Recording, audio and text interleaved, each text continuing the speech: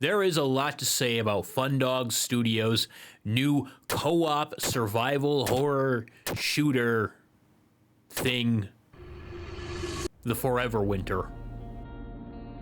Right off the bat, it's a unique concept. This game puts players in a rarely depicted version of an apocalyptic setting. You're not traversing an empty, irradiated wasteland like Fallout, or avoiding mushroom men in green cities like The Last of Us. The key is that those games take place after an apocalyptic event, hence the term post-apocalyptic. The Forever Winter takes place during an apocalypse. This gives the devs different opportunities with how they want to build and portray their universe. The basics are as follows. There are 3 warring factions in the Forever Winter: Europa, Eurasia, and Euraska. Europa is comprised of the majority of Europe and the Americas. Of the 3 factions, their technology is the most lacking. They're deploying helicopters and tanks far more frequently than super-powered mechs. The Eurasians, on the other hand, have superior technology at their disposal, allowing them to deploy massive mechs, towering robot mommies, Nope. as well as hordes of civilians turned into lobotomized cyborgs. This is because they're Asian. And then finally we have Eruska, which is the combined forces of Russia and several African states. They are currently aligned with Eurasia. They liked the idea of turning people into robots, so they did that, but even more. They have considerably less units on the battlefield, but they're a lot more imposing. This is full-on grimdark. We have body horror with the joining of flesh and steel. We have the hopelessness of a dying world with the diesel-powered death machines that are making it happen towering over us. The devs put a crap ton of lore and world building into these factions, which is cool and all, but the players aren't part of these factions. Instead, the players are just some guys trying to navigate the warscape, all in the attempt to bring back resources to their friends and families at home. They're not soldiers, they're scavengers. So it's an interesting concept, but how does it play? After the tutorial, I switched over to the scav girl. She can run faster than the old guy I played as in the tutorial. All of the characters have their own quirks that make them distinct, but for the most part they're all very similar. Don't worry, it's not a hero shooter. So I ready up and drop into the Scorched Enclave. And as I step out into this war-torn hellscape, I am instantly reminded of Zdzisław Beksiński. If you're an uncultured swine who doesn't know who Zdzisław Beksiński is, he's the artist behind these images. They are something else. So I waltz out from spawn, pull a big dumb, and get torn apart by cyborgs.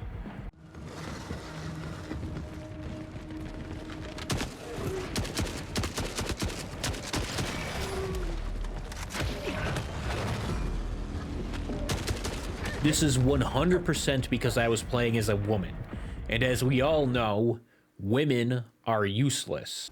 Yeah, that's right. I said it. Women are useless. Now make me a sandwich.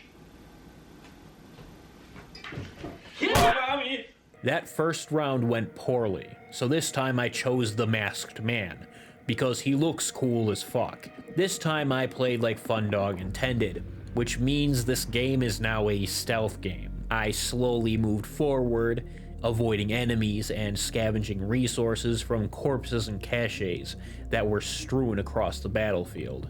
I drop into the trenches, searching for even more. At all times, I strive to be situationally aware so I don't get caught up in the bullshit. Finally, after getting to the edge of the trench, I could go to extract. However, at this time, the 2 forces had engaged in open combat. Alright, I had 2 options here. I could go to the right and use the tanks as cover while the 2 opposing forces shot each other up. Or I could run directly through the open battlefield to extract. I want you all to know that I made the right decision.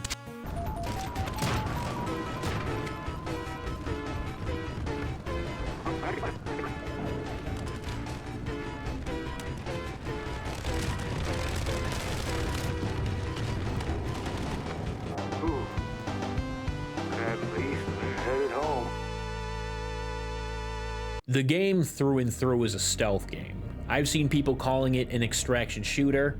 Yeah, there are extraction shooter elements in the game, like losing gear upon death, but if you play it like one, you're probably not going to have a good time. Just because there is no PvP in this game does not mean you're safe. And that's because, in the Forever Winter, you are not the apex predator. You're actually closer to a beta redditor. Oh my fuck. Why did I put that in the script?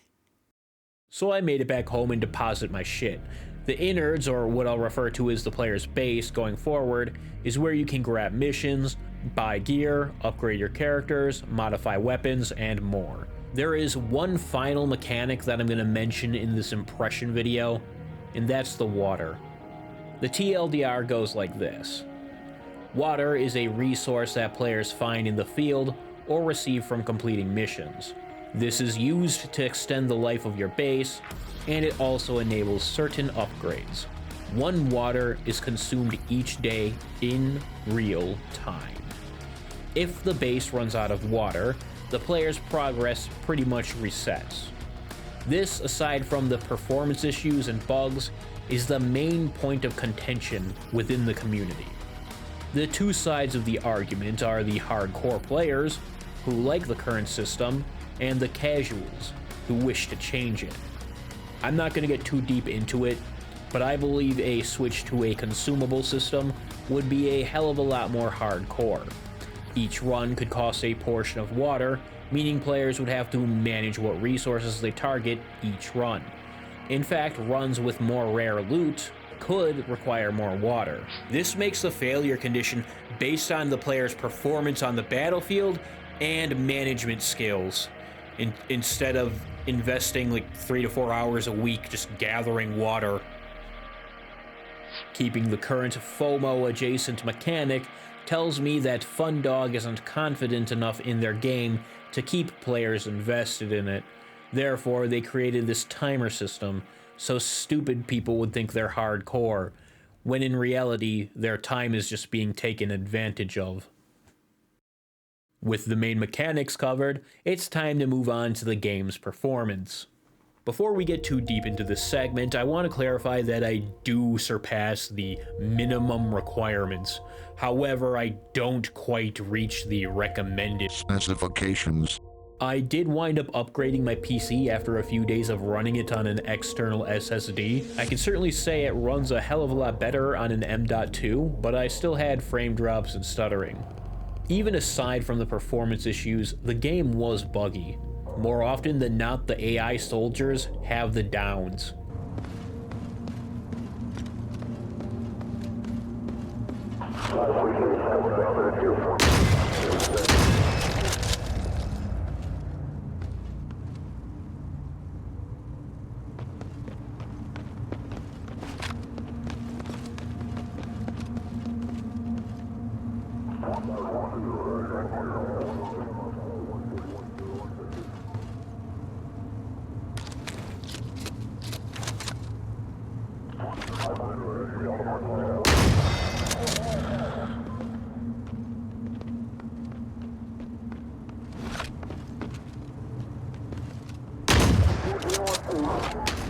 We've miscalculated.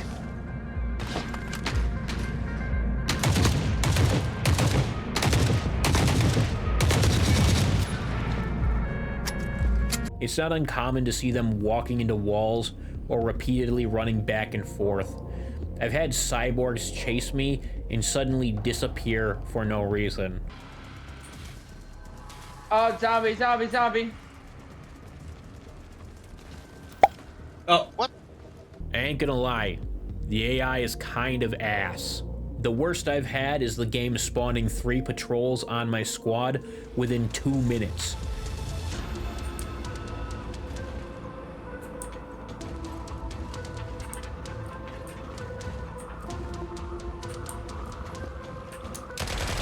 Got some sort of plan?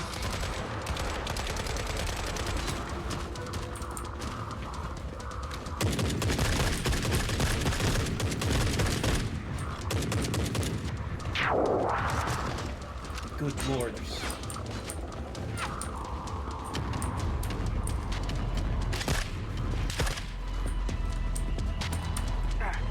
Enemy contact. Not sure where.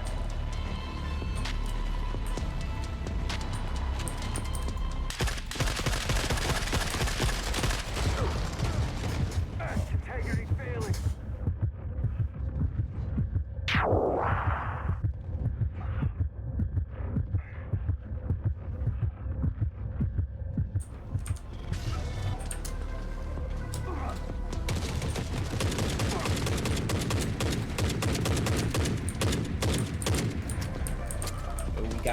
We gotta go.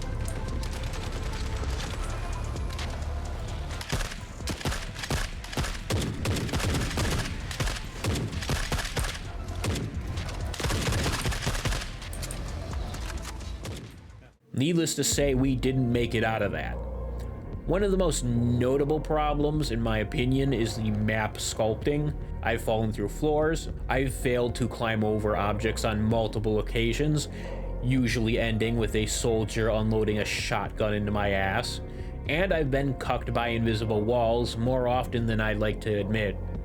These wouldn't be that bad if this game wasn't an extraction shooter, a genre of games that is built around survivability. So how do I feel about the Forever Winter? Well, at the end of the day, I'm gonna be real with you. I feel pretty mixed about this game. The Forever Winter is aesthetically pleasing. The soundtrack is killer. Yeah, I've been using the soundtrack for this entire video. And finally, the setting is one of the coolest we've seen in years. All that being said, an interesting setting and a beautiful art direction can only take you so far when bugs and performance issues really drag it down. Not to mention the worst wipe mechanic I have ever seen. Now, this is an early access title, so the jank is to be expected, and some mechanics may change, but Fundog is really pushing it with this one. I would suggest waiting 4 to 6 months before really considering a purchase here. There have been a couple patches since launch which have improved things. They also turned my face into a shovel. Furthermore, there is a demo launching sometime later this month, or depending on how late I get out this video, there's a demo out now. I'm assuming some of the more problematic bugs should be fixed by then. I would suggest trying that too. I think Fundog jumped the gun with this early access. I know I sounded pretty negative throughout the majority of this review, but I'm gonna be 100% honest.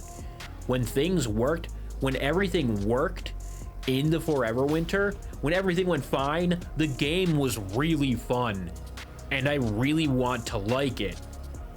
But we're just gonna have to wait until they can patch it and make it into a state where it is worth dropping $30 on it. As always, for those who are curious, I will have a link to the game in the description below. Feel free to definitely check it out. Thanks for watching my video. Bye.